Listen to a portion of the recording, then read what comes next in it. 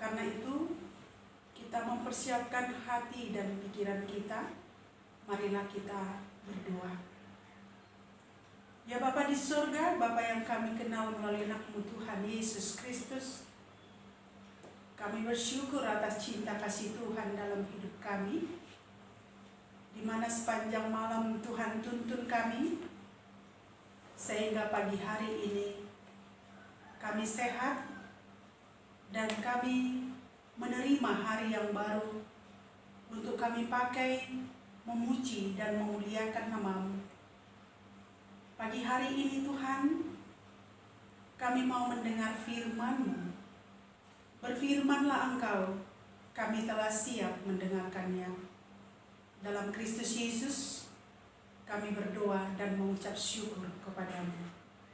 Amin. Firman Tuhan pada hari Senin, tanggal 14 Juni 2021, tertulis di Mazmur 37 ayat 25, demikian firman Tuhan. Dahulu aku muda, sekarang telah menjadi tua, tetapi tidak pernah kulihat orang benar ditinggalkan atau anak cucunya meminta-minta roti. Demikian firman Tuhan. Jemaat yang dikasihi oleh Tuhan Yesus Kristus, kalau kita berinvestasi di tengah-tengah dunia ini, pasti yang kita investasikan bagi anak-anak kita adalah harta.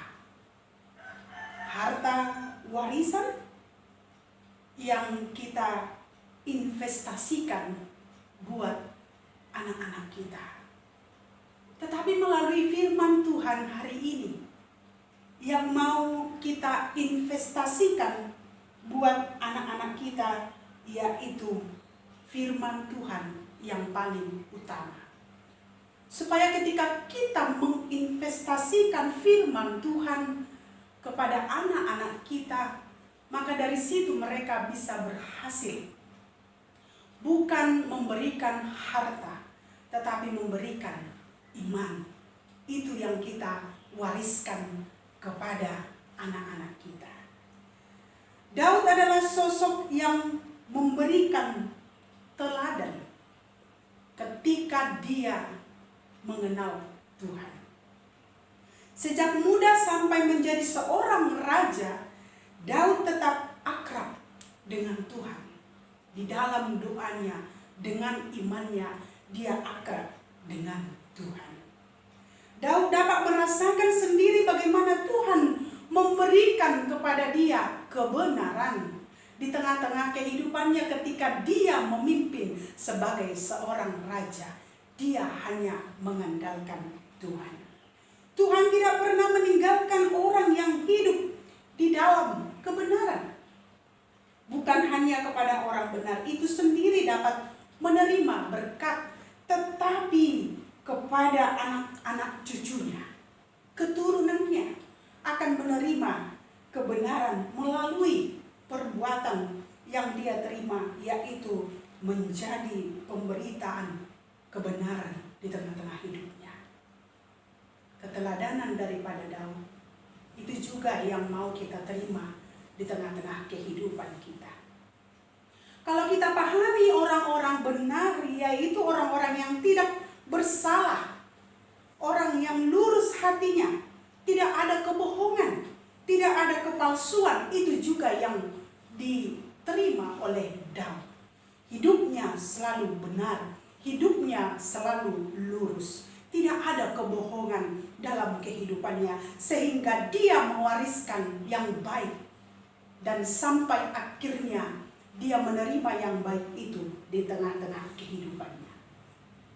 Jemaat yang dikasihi oleh Tuhan Yesus Kristus, apa saja berkat bagi orang-orang benar?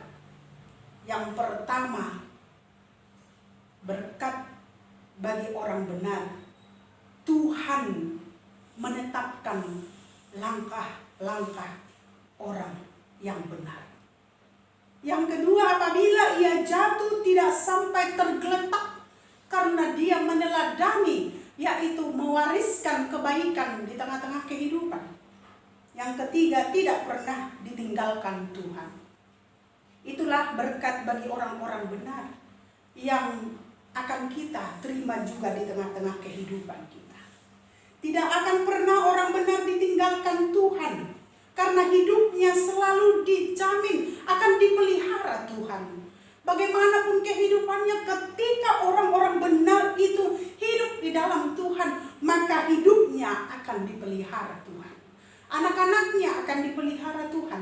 Cucu-cucunya juga akan dipelihara Tuhan, karena sudah melekat akan firman Tuhan di tengah-tengah hidup pribadi lepas pribadi, khususnya dalam ayat ini. Ketika kita dahulu muda tetapi sekarang akan mengalami ketuaan, itu proses yang akan kita terima. Tidak selamanya kita muda. Ketika kita muda, kita akan menerima masa tua. Dan ketika kita pernah memelihara tinggal di dalam firman Tuhan, maka kita akan merasakan kekuatan yang luar biasa. Berbahagialah orang yang sudah tua, yang anak-anaknya berhasil, karena dia telah mewariskan firman Tuhan. Berbahagialah orang tua yang pada saat ini anak-anaknya berhasil, karena mulai dari kecil dia sudah memberitakan tentang kebenaran firman Tuhan, dan sudah memberikan firman Tuhan itu menjadi bagian dari kehidupan anak-anaknya. Maka keturunannya akan berhasil.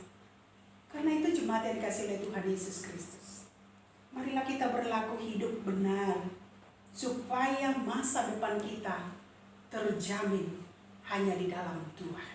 Masa depan yang cerah hanya di dalam Tuhan, karena kita sudah mewariskan firman Tuhan dan mewariskan kebenaran firman Tuhan itu untuk anak-anak kita di tengah-tengah hidup kita. Setiap kehidupan akan kita hadapi dengan sukacita, karena kita sudah mewariskan kerajaan Tuhan dan firman Tuhan buat seluruh anak-anak dan cucu-cucu kita, karena Tuhan yang berkuasa. Amin. Kita berdoa. Terpuji Engkau Bapa di surga. Pagi hari ini Tuhan ingatkan kami, supaya kami boleh mewariskan yang baik, khususnya tentang firman Tuhan buat anak-anak kami, supaya seluruh anak cucu kami nantinya memperoleh sukacita yang daripada Tuhan.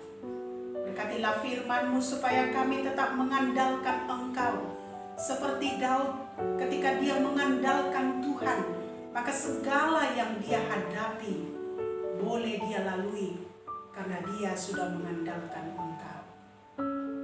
Ya Bapa di surga, Roh Kudus-Mu yang menuntun kami untuk melewati setiap kehidupan kami di sepanjang satu hari ini.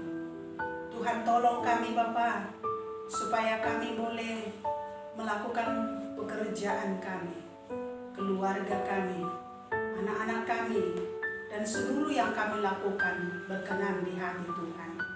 Berkatilah seluruh jemaat-Mu yang sakit, Tuhan sembuhkan, yang menderita Tuhan hibur, yang berkekurangan Tuhan cukupkan.